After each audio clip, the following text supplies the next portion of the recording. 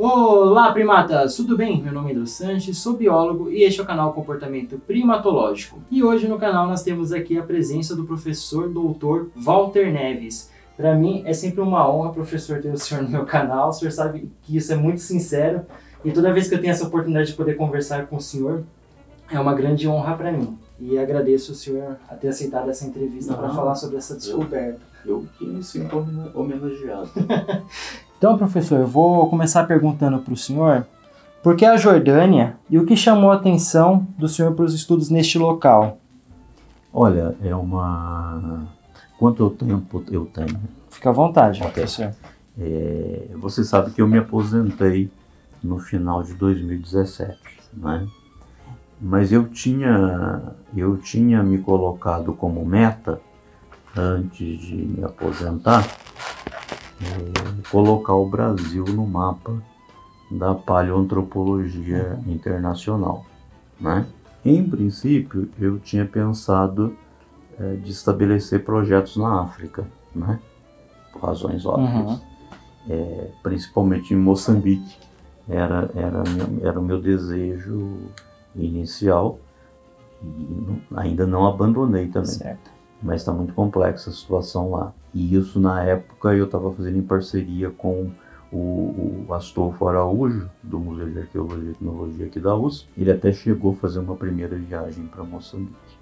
Mas não estava, uma série de coisas não estava viabilizando. Aí depois veio aquele desastre ecológico que eles tiveram. E agora também, infelizmente, a guerrilha está voltando, então está ficando muito complicado. Era um dos poucos. Primeiro que é um país que fala português, né? Então por isso que a gente estava pensando lá. Está numa região estratégica do ponto de vista da evolução humana, principalmente os últimos, vamos dizer, 150 mil anos por aí. Mas não deu certo. Não deu liga, como se diz. E aí um dia, conversando isso com o Fábio Parente, que agora era do Instituto Italiano de Paleontologia Humana, mas agora é professor lá em Curitiba, na Federal do Paraná, né? A gente se tornou muito amigos. E ele disse: olha, Walter, se você quiser, nós podemos tentar montar um projeto na Jordânia. Certo. E eu falei assim: ótimo, porque o Oriente Médio, quando você sai da África, necessariamente você tem que passar pelo Oriente Médio para ir para o resto da Eurásia, né?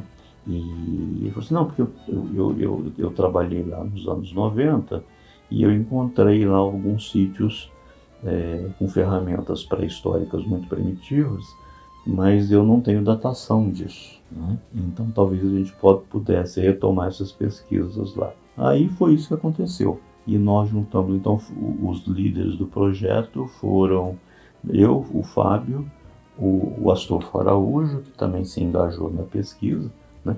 O Astolfo já era meu parceiro de pesquisa de 20 anos, né?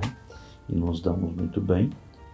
Eu digo que é o único macho alfa que eu tolero, é o Astolfo Araújo. E aí foi ótimo também, porque estava aqui um italiano especialista em geocronologia, né? E aí também ele foi integrado no projeto. Nós, como já havia essa pesquisa lá da época feita pelo Fábio Parente nos anos 90, a gente não partiu do zero, né? Aí então eu escrevi um projeto para a FAPESP, pedi dinheiro para o projeto, nós conseguimos um dinheiro razoável, e depois o Giancarlo Scardi, que é esse geocronólogo, que agora está na Unesp de Rio Claro, né? Pediu dinheiro também por uma fundação, não diria que é americana, internacional, em antropologia, específica para antropologia, que chama Werner Green Foundation for Anthropological Research. Então conseguiu um dinheirinho lá também. E isso foi mais do que suficiente. Nós fizemos 3 anos de pesquisa, 2013, 14 e 15, e 16 a gente fez um pequeno campo com o resto de dinheiro que tinha sobrado, né? Mas para mim foi fantástico, porque como eu disse assim, o Oriente Médio é um local estratégico para quem quer estudar a saída dos hominíneos, né? Até a nossa pesquisa, as evidências mais antigas de hominíneos fora da África era lá em Dmanisi, na República da Geórgia, no Cáucaso, onde você tem lá hominíneos, inclusive 5 crânios, datados aí por volta de 1,75 milhões de anos. Certo. Aí eu falei, bom, para eles terem saído da África e chegado no Cáucaso, eles têm que ter passado pelo Oriente Médio, né?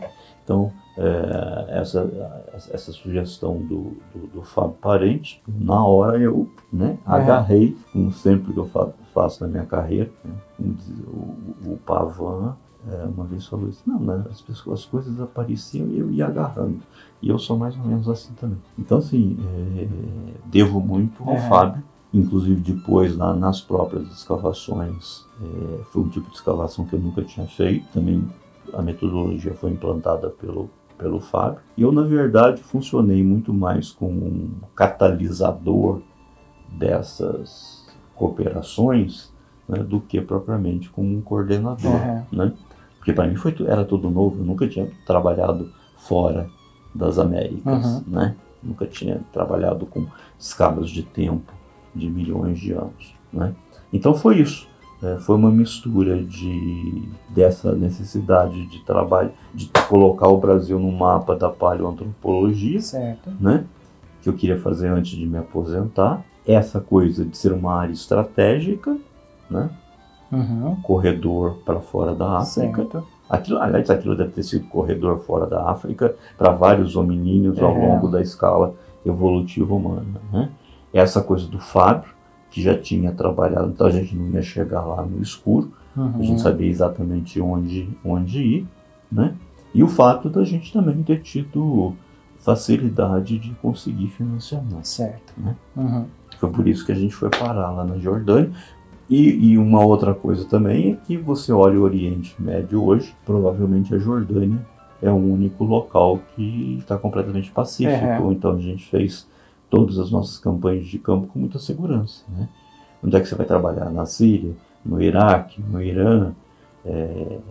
Não tem jeito, né? Em Israel é um pouco mais tranquilo, mas eles não gostam muito de missões estrangeiras lá, porque expõe o apartheid social que eles estão impondo sobre os palestinos. Mas assim, então Jordânia também, então isso também contribuiu, quer dizer, encontrar no Oriente Médio um lugar que a gente pudesse ir saber que você vai voltar vivo. Certo. Né? E qual foi essa descoberta, professor, e como foi o processo de pesquisa? Olha, como eu disse para você, o Fábio já tinha trabalhado na área, certo, né? E lá é muito interessante porque você só consegue trabalhar por causa dos agricultores que vêm, né, com tratores e com escavadeiras, né, para preparar o solo onde eles vão trabalhar. Eles têm que fazer cortes imensos e os produz barrancos, né, onde estão as ferramentas lascadas. Então o Fábio, nos anos 90, ele já tinha mapeado esses barrancos, esses perfis, para ser mais acadêmico, né? Esses perfis onde afloravam ferramentas pré-históricas, né? Ele também, nas escavações dele nos anos 90, ele encontrou que assim, é um local que, uma coisa ruim, é que é um local onde você não vai encontrar fósseis. Nunca vou encontrar lá um crânio de um hominídeo fóssil, porque é um tipo de... Isso está em barrancos de deposição fluvial, né? Então isso é um ambiente extremamente dinâmico de sedimentação, e isso, vamos dizer assim, fala contra a conservação de fósseis, né? Então nós já sabíamos, mas ele lá nos anos 90, ele encontrou lá uns fósseis de animais, inclusive um dente, um fragmento de dente de mamute, mandou aí esse dente lá na época, o maior especialista nessa área, o Guérin, o Claude Guérin, lá da França. E o Claude, eles têm um jeito lá que eles medem as lamelas dos dentes e ele sabe mais ou menos quando aquele bicho viveu. E aí o Claude Guérin disse, olha, isso aí deve ter vivido por volta de 1 milhão de anos. Certo. Né? Quando a gente foi para lá, se você imaginar, né, que as coisas mais antigas fora da África até então tá lá no Cáucaso, com 1 milhão e 700, certo. Né? E supostamente os crânios que você tem lá são de Homo erectus, embora exista uma discussão assim, intestina, figadal sobre realmente o que são aqueles hominíneos, mas no geral é tratado como Homo erectus. Né? E o Homo erectus surgiu, em princípio, surgiu na África por volta aí de 2 milhões e tal, e depois a ideia é que ele teria se expandido para a Eurásia. Né? Então a gente dizia, bom, se o Homo erectus surgiu lá na África por volta de 2 milhões de anos atrás, e ele chega lá no Cáucaso a 1 milhão 750, né? Na melhor das possibilidades, nós vamos encontrar ali jazidas aí com, sei lá, 1,9 milhões, 1,8 milhões de anos. Né? Então a gente já estava mais ou menos, vamos dizer assim, já estávamos mais ou menos acostumados a pensar que a gente, na melhor das hipóteses, ia trabalhar numa cronologia aí por volta de, no máximo, por volta de 1,8, 1,9 milhões de anos. Né? E a grande surpresa veio depois que nós tentamos escavar na horizontal, que normalmente uma escavação é na horizontal. Infelizmente, esses perfis, né? Você tem a estratigrafia lá, você tem um derrame basáltico na base, aí depois você tem essa acumulação de seixos de depósito fluvial, e no topo você tem uma formação calcrete, que é uma formação calcária. Né? E esse calcrete é um cimento, é um concreto. Né? Nós tentamos, com retroescavadeira, retirar essa capa, né, de calcrete, mas nós não, mesmo tirando, a gente não conseguiu escavar na horizontal. Nós tentamos com colher de pedreiro, martelo de geólogo, marreta, até com retroescavadeira dessas pneumáticas nós tentamos e não conseguimos. Então nós tivemos que trabalhar nos perfis, né, e ir tirando as pedras dos perfis, vendo uma por uma, né, vendo se era natural, se era realmente lascado por humanos. E aí a gente trabalhou lá em 3 perfis, principalmente 2 perfis, e enquanto nós fazíamos... Para mim foi toda uma experiência, porque eu nunca tinha escavado na vertical, né? Inclusive, no início, achei aquilo um assinte, né? Falei, porra, Fábio, nós vamos escavar na vertical? Eu disse, aqui não tem jeito. E aí, depois, na medida que a pesquisa foi se desenvolvendo, eu percebi que realmente não tinha uma outra saída, né? Mais uma coisa que eu aprendi com o Fábio Parente. E ao mesmo tempo que a gente escavava, o Giancarlo Scardi coletou amostras para datação desse basalto, que estava embaixo da sequência. Também coletou amostra de calcrete. Esse calcrete sela, né, a formação d'Álcara para datação, né, e também fez datações por paleomagnetismo. Né? E quando os resultados vieram, a gente não podia acreditar. Né? Nós descobrimos que nós tínhamos encontrado ferramentas pré-históricas com cerca de 2,5 milhões de anos. Né? Então, assim, nem era, digamos, aquele 1 milhãozinho de anos que o Fábio pensava, que já estaria de bom tamanho, né? Nem eram as datações que a gente esperava, no máximo de 1,8 ou 1,9, mas eram formações aí, eram ferramentas que estavam em níveis que começa em 2,46 milhões de anos atrás e vai até 2.200.000 anos, né? Quando a gente viu os resultados, e aí o mérito disso é do Giancarlo, que é o geocronólogo, que era o geocronólogo do projeto, né? Nós não podíamos acreditar no que nós havíamos descoberto, né?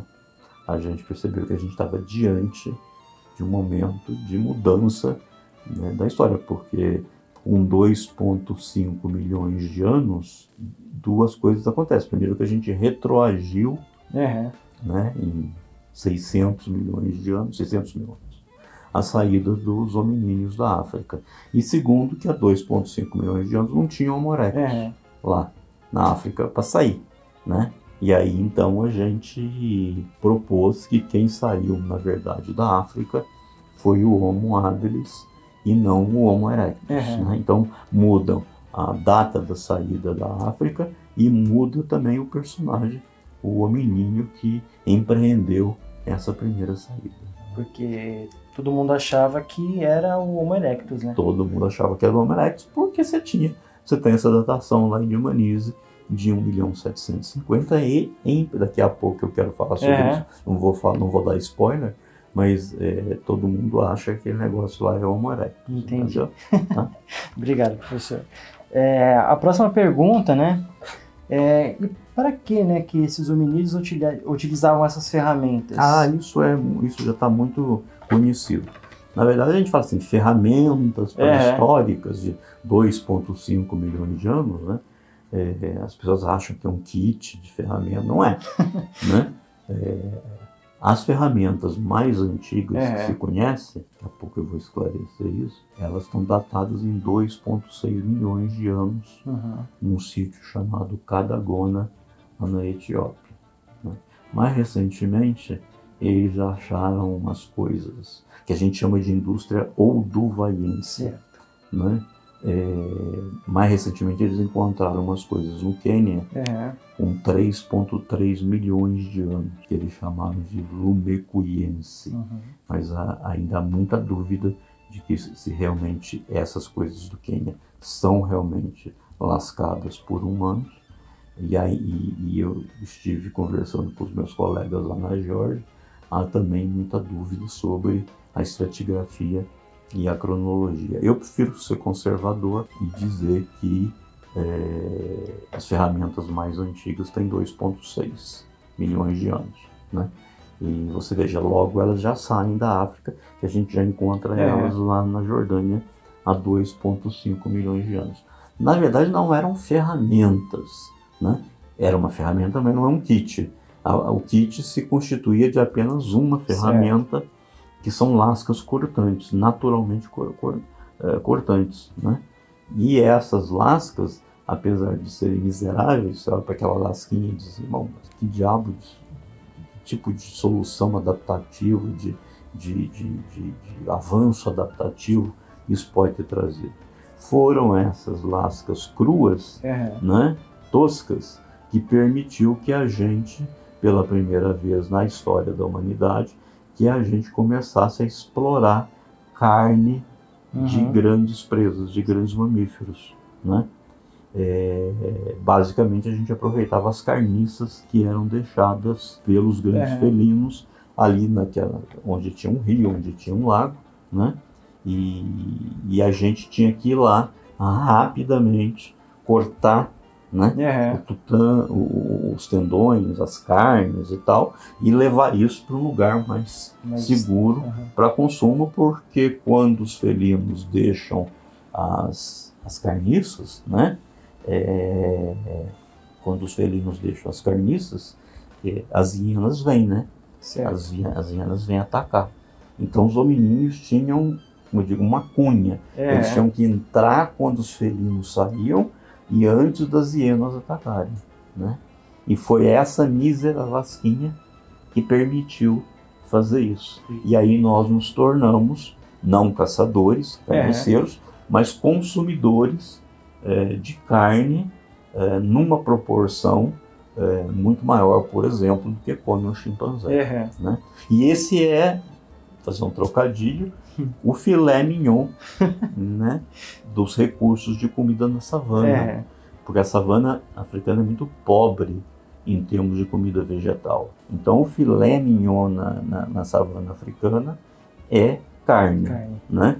Mas a gente não tinha nem o physique do rôle e muito menos ferramentas para matar uma zebra, um antílope, whatever. Né? Então a gente tinha que aproveitar essas carniças que eram deixadas pelos felinos, mas era um movimento rápido e muito arriscado. Porque as hienas são extremamente agressivas. Né? E era difícil, né, professor, utilizar essas... Devia ser difícil, né? Porque... Não. A lâmina não perde muito rápido. Perde fio. Esse é um problema. Provavelmente, eu fiz um experimento quando eu comecei minha carreira, eu tentei descarnar um joelho de porco com essas lascas, né? Com lascas similares. Elas são muito eficientes, elas têm um corte muito bom, mas elas perdem o fio muito rapidamente. Entendi. Então, certamente, o que eu imagino é assim, alguns hominíneos, tinha que ser uma atividade grupal, né? Alguns hominíneos ficavam meio que espantando as hienas com galhos, alguma coisa desse tipo, né? E você tinha ali mais uns 2, 3 indivíduos, um certamente lascando e produzindo lascas em grande quantidade, né? E 2 ou 3 usando essas lascas para remover a carne e você segura as hienas até um ponto. Chega uma hora que elas vão atacar, né? E aí, provavelmente, ir para árvores ou regiões mais afastadas dos olhos d'água, né? Para consumir essa carne que eles obtinham, né? Eles obtiveram. Quais foram os métodos de datação utilizados para aferir a data, né, dessas ferramentas encontradas? Pois é, nós tivemos muita sorte. Primeiro, o Giancarlo fez um perfil de de magnetoestratigrafia, que se chama, né? Analisando a polaridade. Você sabe que o polo sul já foi o centro magnético e hoje é o polo norte. Quando é polo norte a gente chama de um período normal e quando aponta para o polo sul a gente chama de período reverso. Né? E a gente sabe bem, pelos trabalhos feitos na África, a gente sabe bem quando são os períodos de normalidade e quando são os períodos de inversão. Né? Então, o Giancarlo fez isso e depois, como eu te disse, né, nós conseguimos datar o basalto, que está embaixo, as ferramentas começam em cima do basalto, nós conseguimos datar o basalto por urânio e tório, né? E depois nós conseguimos datar laque calcrete, né? Que tem essa formação calcária muito dura que existe em cima da sequência. Nós datamos por uma técnica experimental, só tem um cara que faz isso no mundo, que é por urânio chumbo. Né? A datação, como eu disse, do basalto que está embaixo deu 2,5 milhões de anos, e a datação lá do calcrete, chama calite, na região, essa formação é conhecida como calite, e nós conseguimos então datar esse calite com 2 milhões de anos. Então nós sabemos que as nossas ferramentas estão aí nesse intervalo de 2,5 milhões até mais ou menos 2 milhões de anos. Entendi. Né? E isso bateu também com o paleomagnetismo, direitinho, você entendeu? Então, do ponto de vista da cronologia, a cronologia é irrefutável. Nós usamos 3 métodos e todos eles foram convergentes. Professor, é lógico que eu vou finalizar com essa pergunta. Eu queria saber o que essa importante descoberta muda na nossa história evolutiva. Ela muda muito, né? Nós sem querer, nós mudamos a história do mundo, né? Como eu te disse, para quem queria colocar o Brasil no cenário da paleoantropologia mundial, para uma primeira saída, até que a gente teve muita sorte, né? Espero que a gente continue tendo sorte e espero que outros arqueólogos brasileiros, principalmente da nova geração, comecem também a fazer escavações fora do Brasil, no Velho Mundo, né? Então, assim, do ponto de vista, vamos chamar político, acadêmico, tem isso, né? O Brasil hoje, portanto, tem uma grande descoberta na macroevolução humana, né?